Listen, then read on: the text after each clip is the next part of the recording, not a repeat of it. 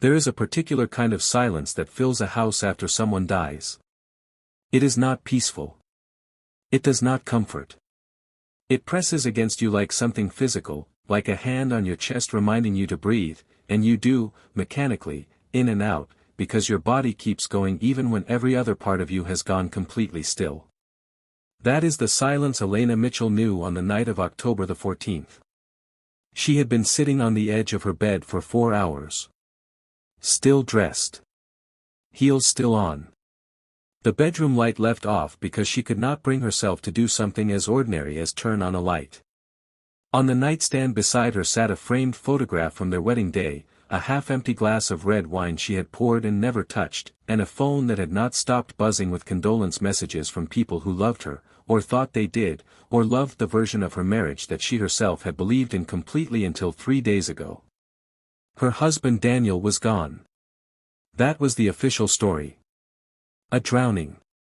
A Thursday evening run along the lakefront that ended the way nobody ever imagines a run ending, without a body found for days, without a goodbye, without any of the things we tell ourselves we will say when the time finally comes. The funeral was tomorrow. The flowers had been ordered. His mother had flown in from Phoenix. His college roommate had written a eulogy. A grief counselor was on standby because someone on Elena's side of the family had suggested it might be needed. Everything was arranged. Everything was in place. And Elena Mitchell was sitting in the dark on the edge of her bed counting the hours until she had to perform the most devastating thing a person can be asked to perform, burying someone she loved. And then her phone rang. Not a buzz. Not a notification. A call. At 11:47 in the evening, the screen lit up with a name she had not expected to see at this hour, or honestly at any hour, given the circumstances. It was Richard Holt. Her husband's boss. The CEO of Vantage Crest Capital. She stared at the name for 3 full rings. And then she answered. What Richard Holt said to her in the next 4 minutes would not just change the trajectory of her night. It would change every assumption she had ever made about the man she had married, the life she thought she was living, and the body she was about to lower into the ground the following morning. Because Richard Holt called Elena Mitchell on the eve of her husband's funeral to tell her something that should have been impossible. The man in that casket was not Daniel Mitchell.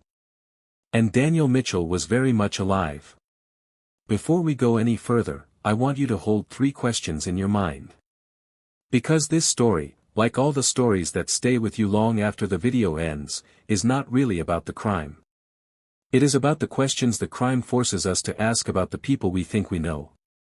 The first question is this: how does a man disappear so completely that his own wife grieves him, that a funeral is planned, that flowers are ordered, that a eulogy is written, that a casket is chosen, and yet he is sitting on a beach somewhere watching the sunset over the Caribbean?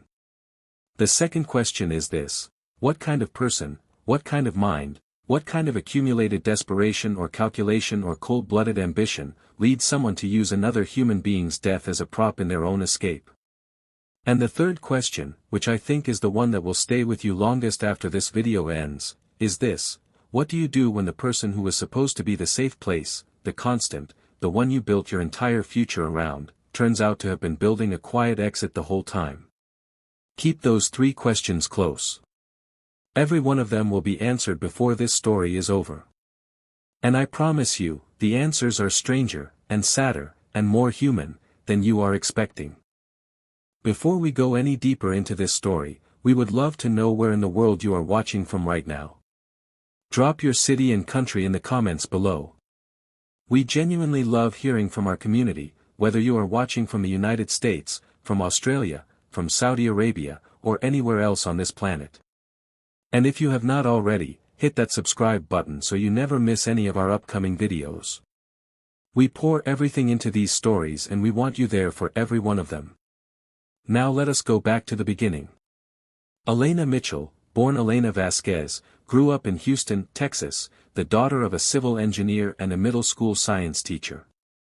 She was the kind of child who built things. Not metaphorically. Literally. By the age of 9 she had redesigned the layout of her bedroom 3 times, convincing her father to help her move furniture based on hand-drawn floor plans she had made herself at the kitchen table.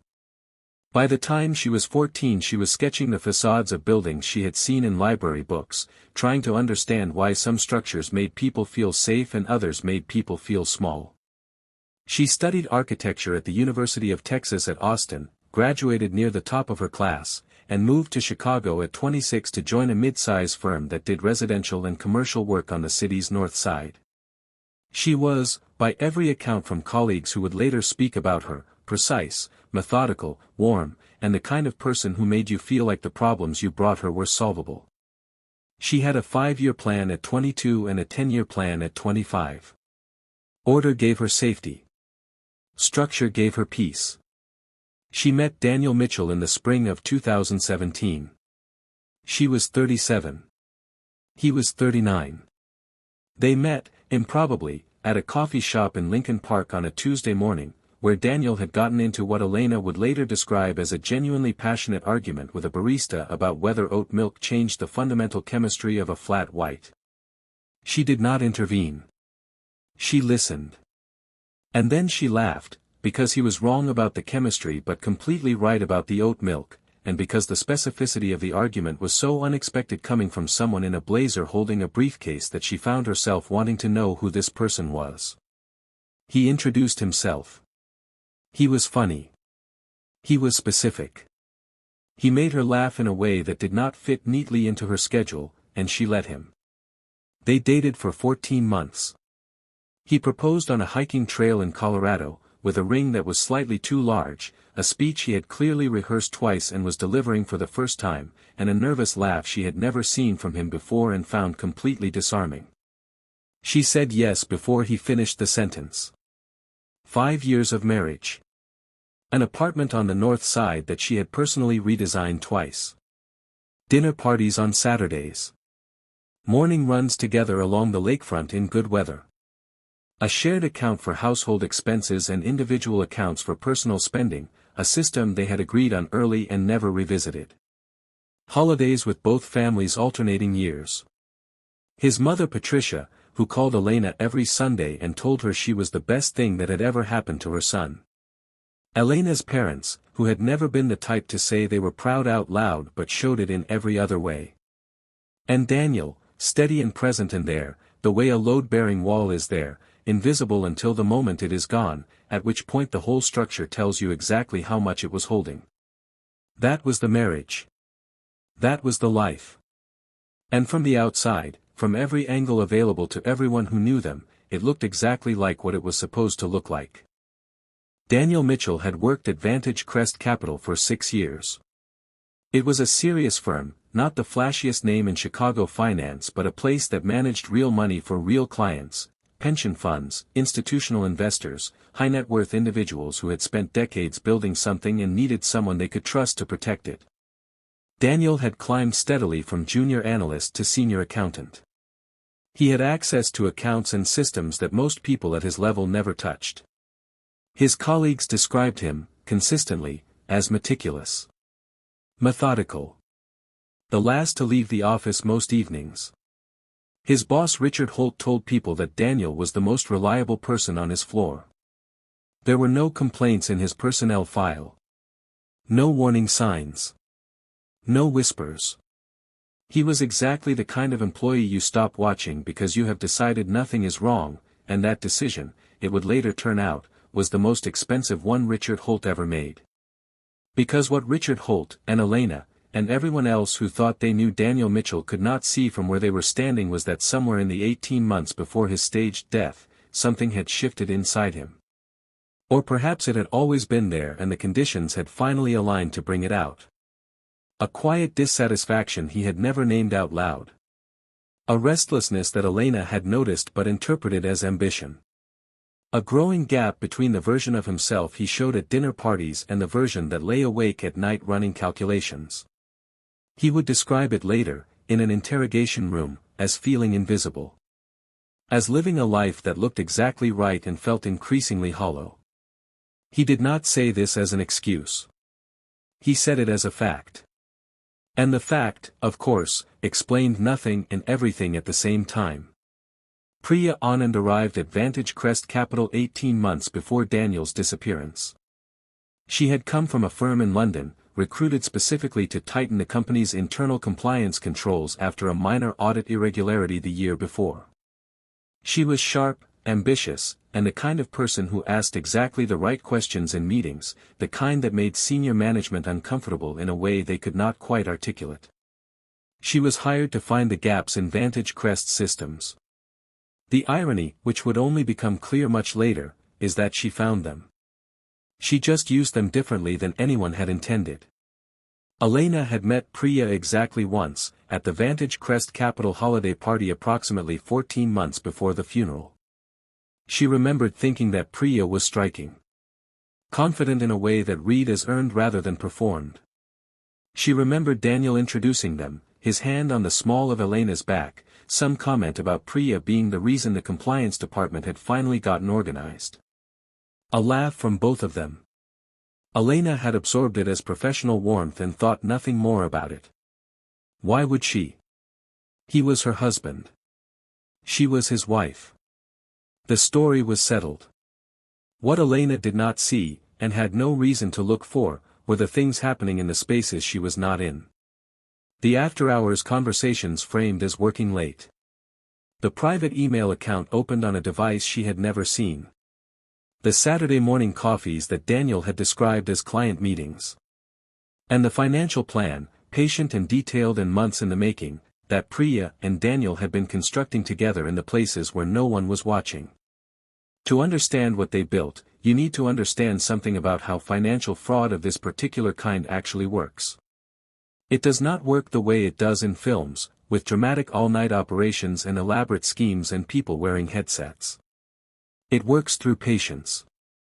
Through access. Through the grinding, invisible exploitation of institutional systems by someone who understands exactly how those systems are designed and, more importantly, how they are not. Daniel Mitchell had, over a period of 11 months, created 3 ghost vendor accounts inside Vantage Crest's payment infrastructure. These were fictitious companies on paper, each with a convincing name, a registered address, a set of invoices for consulting services that were plausible enough not to trigger automatic review. The amounts charged were calibrated to stay below the thresholds that would activate alerts. The invoices described work that could not easily be verified. And Priya, sitting inside the compliance department with full visibility into the audit process, ensured the trails stayed clean. Together they moved $2.3 million across a period of 11 months, converting the funds through a series of cryptocurrency transfers before landing the money in 2 private accounts, one in the Cayman Islands and one in Colombia. They did this while attending team meetings and submitting performance reviews and sending emails about quarterly reports and doing every ordinary thing that people in functioning offices do every single day. The thing about financial fraud at this level is that it does not announce itself. It hides inside the ordinary noise of a functioning institution. Invoices get paid. Accounts get reconciled. Compliance reports come back clean. And the people doing the stealing go home at the end of the day and have dinner and ask how your weekend was and seem, to every available measure, completely fine. That was Daniel Mitchell for 11 months. Completely fine. Until Vantage Crest Capital's board announced, in late March, an external audit. A full institutional review, every account, every vendor relationship, every wire transfer for the preceding 24 months. It was not targeted at Daniel. It was not triggered by suspicion. It was routine. And it was, for Daniel Mitchell and Priya Anand, the end of the road. They had 2 choices when that announcement came down. Come forward, cooperate, face the consequences, lose the money, lose the careers, face criminal charges, and endure the complete dismantling of the lives they had built or were pretending to build. Or disappear. And the disappearing, the thinking about how to make it work, the logistics of stepping out of one life and into another one, had apparently been something Daniel had been thinking about for longer than Priya had known he was thinking about it.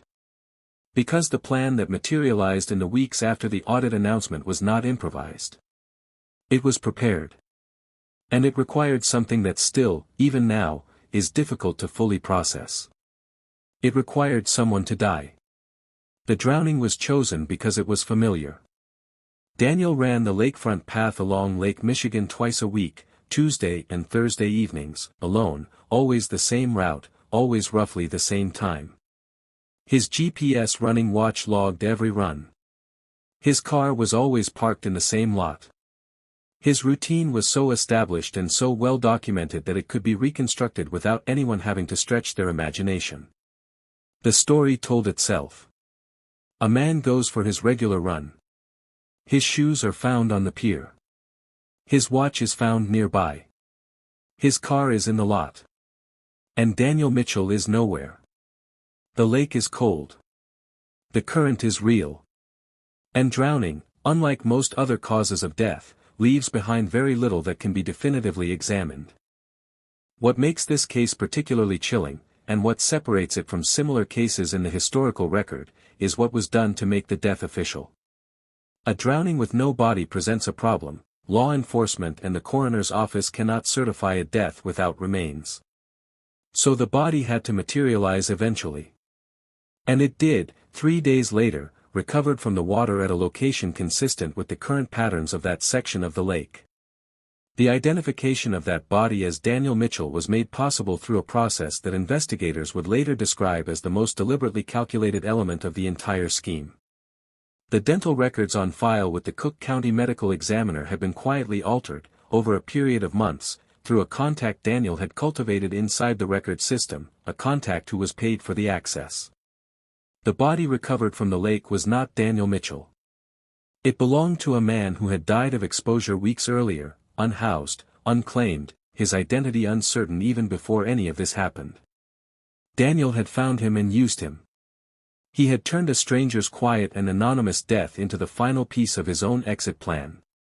While Elena Mitchell was identifying that body, Daniel Mitchell was on a connecting flight from Toronto to Bogota.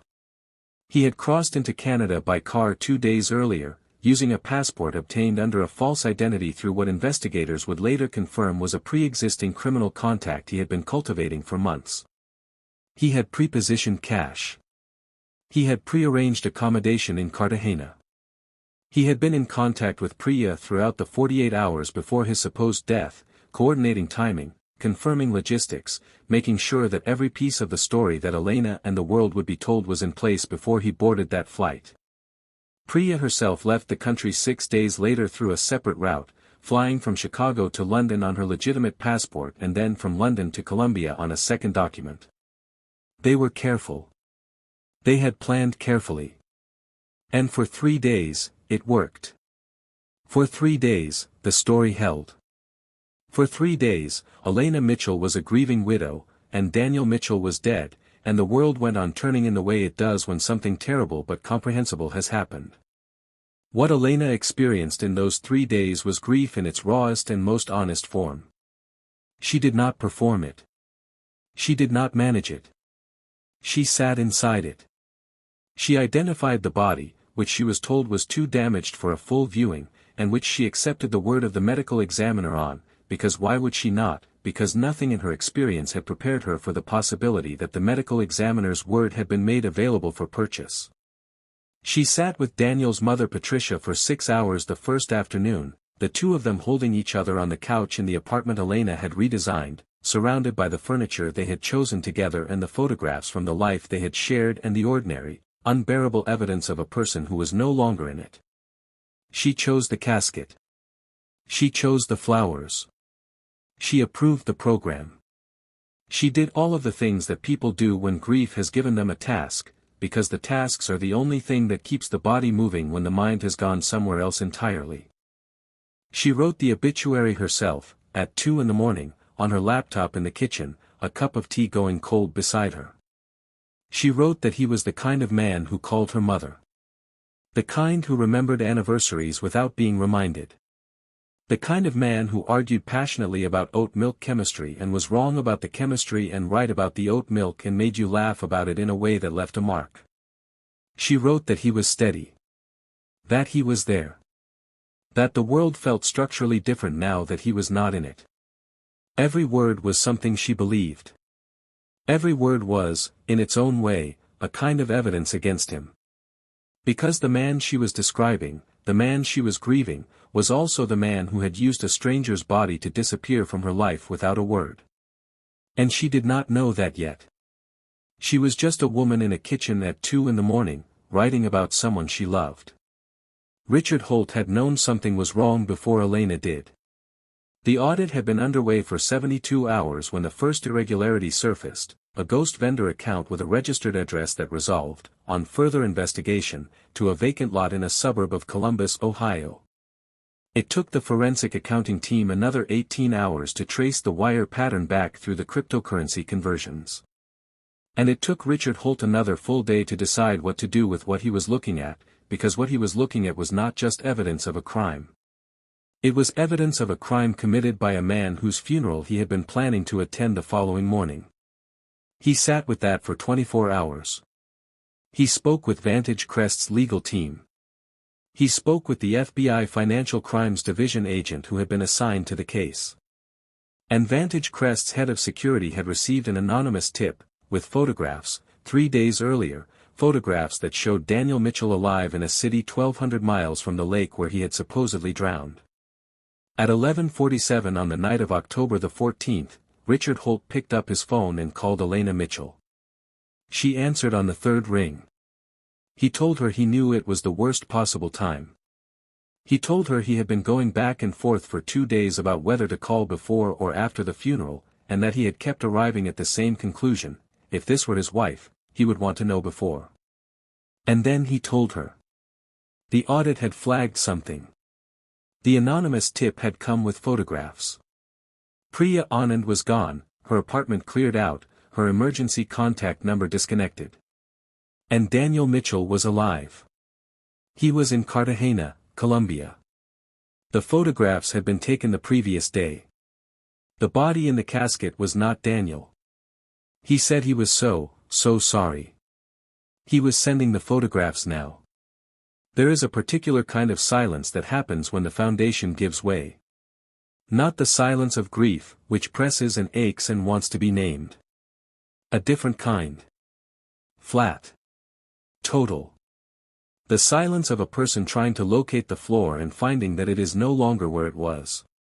Elena Mitchell sat in that silence for what she would later estimate was about 90 seconds. And then she said, very quietly, "Send me everything you have." Richard Holt sent 4 attachments. The first was a photograph, grainy but unmistakable, of Daniel Mitchell at a cafe in the old walled city of Cartagena. He was wearing a light shirt. Sunglasses pushed up on his forehead. A coffee on the table in front of him. He was laughing at something off camera, leaning back in his chair with the ease of someone who had arrived somewhere and intended to stay. The timestamp was 2 days after his supposed drowning. 2 days after Elena had identified his body. 2 days after she had held his mother on the couch and told her they were going to get through this. The second photograph was taken on a residential street near the water. Daniel and Priya Anand walking together, her hand in his. Not the way acquaintances hold hands. The way people do who have been waiting a long time to do it in public and have finally run out of reasons to wait. The third photograph was a screenshot of a private Instagram account created under a slightly altered version of his name, for days after his death. 6 posts already up. Sunsets over the Caribbean. A meal at a restaurant with a candle on the table. The view from what appeared to be an apartment balcony. A city that was not Chicago. A life that was not the one he had left behind. No mention of a wife. No mention of a funeral. No mention of a mother sitting on a couch in Lincoln Park holding the hand of the woman he had married. The fourth attachment was a 40-page document prepared by Vantage Crest's forensic accounting team, wire transfer records, ghost vendor invoices, cryptocurrency transaction logs. The full architecture of what he and Priya had built over 11 months, laid out with the kind of precision that only becomes visible after the fact, after someone knows where to look, after the story has already ended and all that remains is to understand how it happened. She did not call the police immediately. She did not call her mother, or her closest friend, or the grief counselor who had been assigned to her case. She sat at her kitchen table, opened the attachments, opened a separate browser window, and began working. The woman who had designed load-bearing structures for a living approached the evidence in front of her the way she approached any structural problem, from the foundation up, looking for the points of stress and the points of failure. She went through 5 years of their shared finances in under 3 hours. She found the ghost vendors referenced in Vantage Crest's documents echoed inside their household records, small payments she had always assumed were work-related and had never questioned because why would she question the financial habits of a man whose job was managing other people's finances? She found a credit card she had never seen before, for a hotel in Toronto. She found a withdrawal pattern in their joint savings account that aligned, almost to the week, with the escalation of the fraud at Vantage Crest. She worked until 4 in the morning. She wrote everything down. She organized it the way she organized everything, so that someone else could follow it without getting lost. At 4 in the morning she called Richard Holt back and went through her questions methodically and wrote down every answer. At 4:45 she called the number that Vantage Crest's legal team had provided for the FBI Financial Crimes Division and left a message. At 5:30 in the morning, in the dark, she got in her car and drove to the funeral home. She knocked on the door. When the director answered, still half asleep and clearly alarmed by the hour, she told him clearly and calmly that the funeral was going forward the following morning as planned. Not because she was in shock. Not because she did not know what she knew. But because by 5:30 in the morning, Elena Mitchell had a plan. And the funeral was part of it. By 9 o'clock on the morning of the funeral, Elena Mitchell was sitting in a conference room in the loop across from 2 FBI special agents assigned to the Financial Crimes Unit. She had printed out everything she had found overnight, organized it in a folder with section tabs, and she walked them through it the way she would walk a client through a building plan. Methodically. Without visible emotion. Anticipating questions before they were asked. One of the agents would later tell colleagues that in 20 years of interviewing people connected to fraud cases, he had never seen a civilian organize evidence that cleanly in under 5 hours in the middle of the worst night of her life. The FBI already had pieces of the puzzle from Vantage Crest's side. What Elena brought them was the personal dimension, the domestic architecture of a fraud that had been running alongside a marriage, in the same apartment, at the same kitchen table, during the same anniversary dinners and Sunday phone calls and ordinary evenings that Elena had believed, completely, were what they appeared to be. They began the international coordination process that morning. A warrant request was submitted. Colombian authorities were contacted. The timeline of Daniel's movements was confirmed by early afternoon. He was in Cartagena. He had been there since Thursday. He thought he was safe. He had no idea that by the time his own funeral concluded that afternoon, the window had already closed. 212 people attended the funeral of Daniel Mitchell on the morning of October the 15th. His mother Patricia sat in the front pew, still in the coat she had flown in wearing, her grief quiet and absolute in the way that the grief of parents always is. His college roommate gave the eulogy. It was honest and warm and talked about the Daniel who had stayed up until 3 in the morning helping him study for an organic chemistry exam he was failing, who had never once made him feel stupid for needing the help. It talked about a man who was, in the ways that matter most, genuinely kind. Which is the part of all of this that does not resolve cleanly, and which I think is important not to skip past. That the person who did what Daniel did and the person who stayed up until 3 in the morning helping his friend study are the same person. That they have to be. Because there is only one person. We do not get to split them into the good one we keep and the bad one we discard. They are the same person. And sitting with that is harder than any other part of this story. Elena Mitchell sat in the front row for the entire service. She accepted condolences with warmth and precision. She held Patricia's hand during the lowering of the casket and said, very quietly, that he was loved. She cried at the right moments. Not performed crying, not strategic crying, but the real kind that comes from a real place. Because what she was burying that morning was not nothing. It was the version of Daniel she had believed in completely. The version that called her mother on Sundays and remembered anniversaries and argued about oat milk chemistry and proposed on a hiking trail with a ring that was slightly too large. That version was gone. Whatever else was true about Daniel Mitchell, that version of him was genuinely gone. And you can know the full truth about a person and still grieve the parts of them that were real. You can hold both things. Elena did. The FBI had asked for 24 hours before the arrest warrant could be executed through the International Coordination Channel. Elena Mitchell had given them the performance of her life. At 2:47 in the afternoon, approximately 90 minutes after the graveside service concluded and people had begun drifting back to cars with their flowers and their grief, the window closed. The warrant was signed. The coordination was complete. And in Cartagena, Colombia, it was 3:47 in the afternoon, and Daniel Mitchell had absolutely no idea what was coming. Colombian authorities, acting in coordination with the FBI under the terms of the Mutual Legal Assistance Treaty between the two countries, located Daniel Mitchell at the rented apartment in the Boca Grande neighborhood of Cartagena where he had been living for the past 11 days. The approach was straightforward.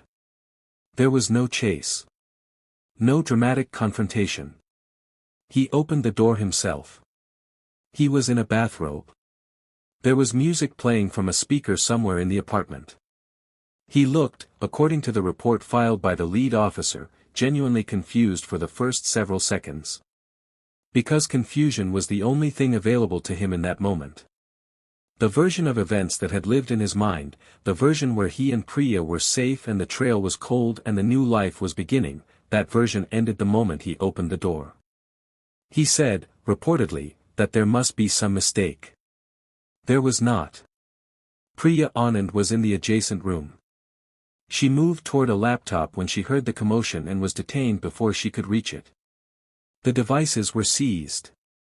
The offshore accounts were frozen within 6 hours through international banking coordination.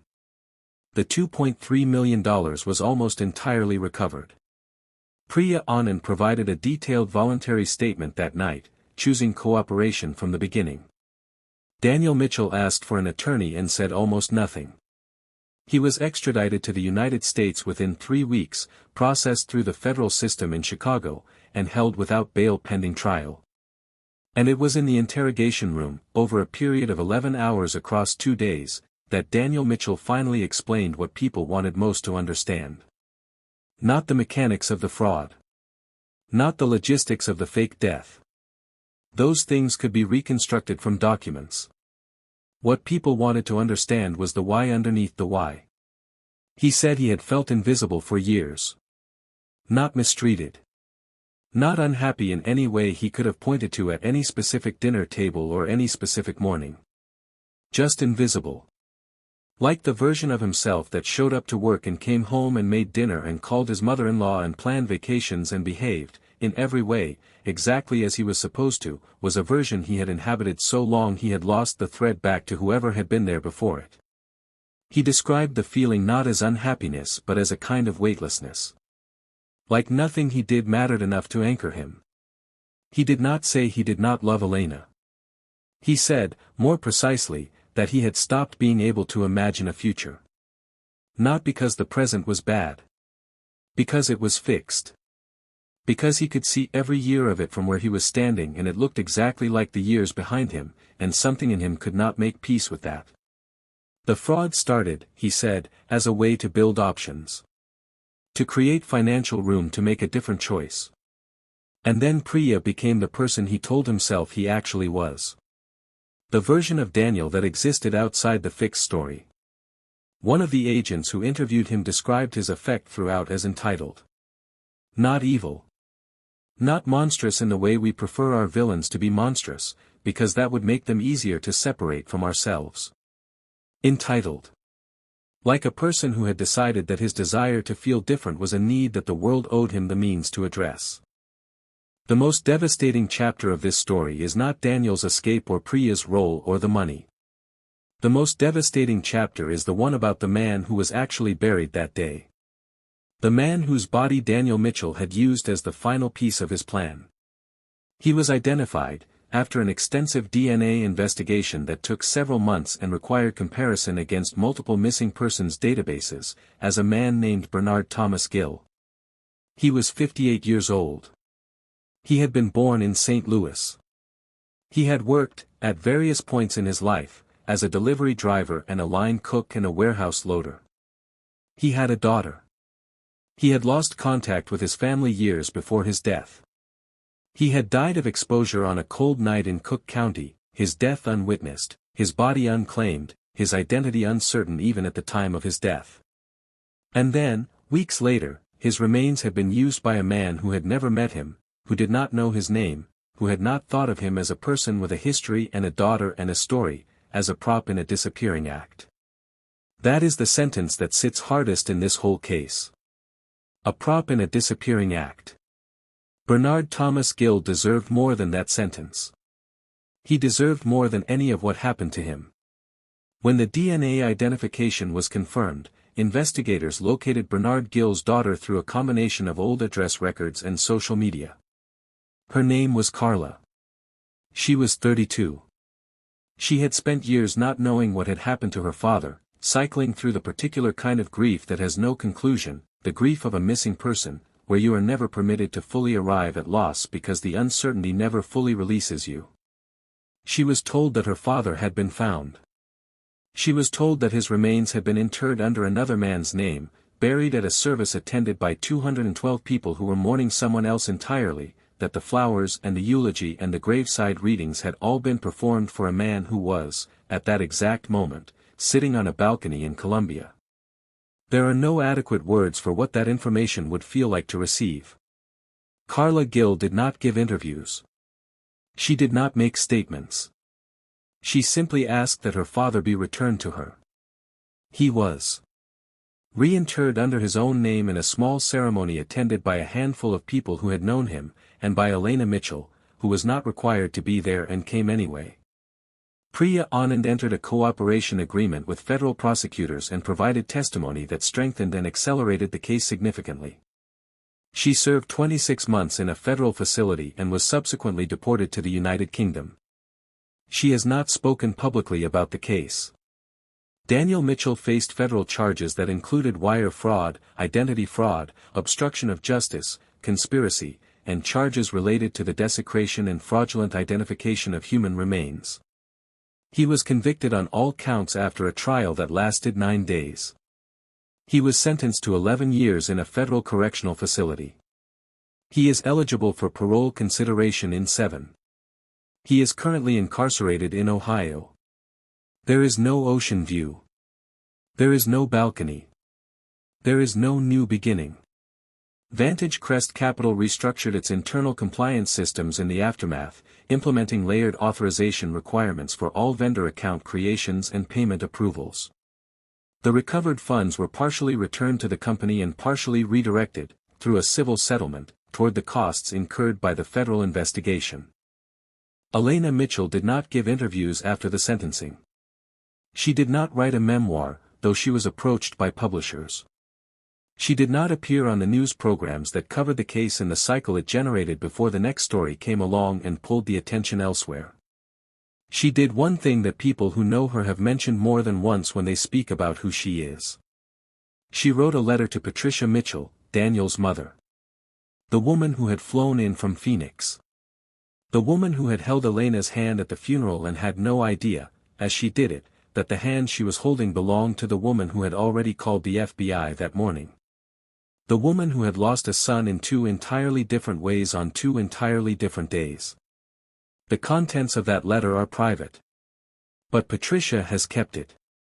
Elena moved apartments. She took on a new firm.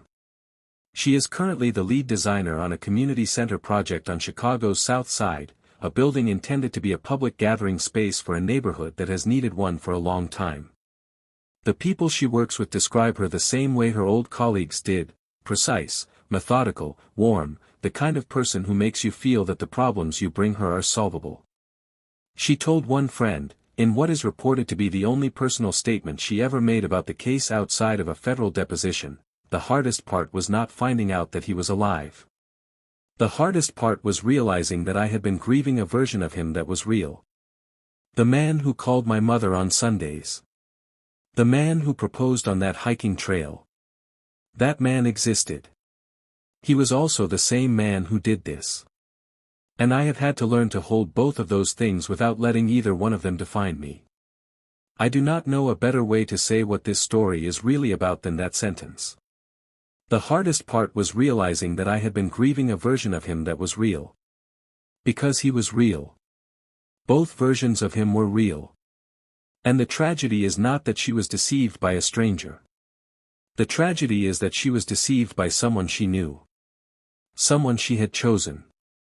Someone who had, in all the ways that counted on the ordinary Tuesday mornings and the Sunday phone calls and the hiking trail in Colorado, genuinely been there. Cases like this one exist in the historical record more often than most people realize. We tell ourselves that we know the people we love. That proximity is the same as knowledge. That years of shared meals and inside jokes and sleeping in the same bed constitutes understanding. But understanding is not the same as access. And there are rooms inside every person that remain closed, not out of malice, but because the work of showing them to someone else is terrifying in a way that no amount of love fully dissolves. Most people keep those rooms closed and manage the distance quietly, in ways that are invisible and largely harmless. Some people keep them closed until the pressure inside becomes unbearable and they make a catastrophic choice. And a very small number of people, a small but not vanishing number, decide that the only solution to the rooms they cannot show anyone is to burn the whole house down and walk away. Daniel Mitchell was in that last group. And what is most unsettling about him is not how different he was from the rest of us. It is how ordinary he was right up until the moment he was not. Before you leave this video, I want to ask you something and I want you to actually sit with it before you answer. Elena Mitchell went back through 5 years of her marriage after that phone call and found signals she had not noticed. A business trip that landed a day earlier than expected. A password changed on an account they shared. A restlessness she had read as ambition. Small things, each of which had an innocent explanation, each of which she had filed under reasonable and moved on from. None of which, individually, would have told her what she was actually looking at. That is the part of this story I keep returning to. Not the fraud. Not the staged death. But the way that the truth lived inside the ordinary for years, waiting to be found, and was not, because we do not look for the things we do not want to find. Would you have spotted the signs? And if you had found out the way Elena did, the night before the funeral, with the photographs on your phone and the document in your lap and 11 hours until the service began, what would you have done? Tell me in the comments below. I read every single one of them, and the conversation that happens in the comments section of stories like this one is genuinely one of the most meaningful parts of making this channel. People from every corner of the world showing up with their perspectives and their experiences and their honesty about what they would or would not do in an impossible situation. And on that note, before we go, we would love to hear from you one more time. Drop your city and country in the comments. Let us know where in the world you are watching from right now. Whether you are in Chicago or Sydney or Riyadh or anywhere else on this planet, we want to know you are here. And if you have not already, please subscribe to this channel and hit the notification bell so you never miss any of our upcoming stories. We put everything we have into every video and there are a lot more coming that you do not want to miss. I will see you then. Take care of yourselves. And take care of the people you love. It turns out the ordinary is worth more than we remember to tell it.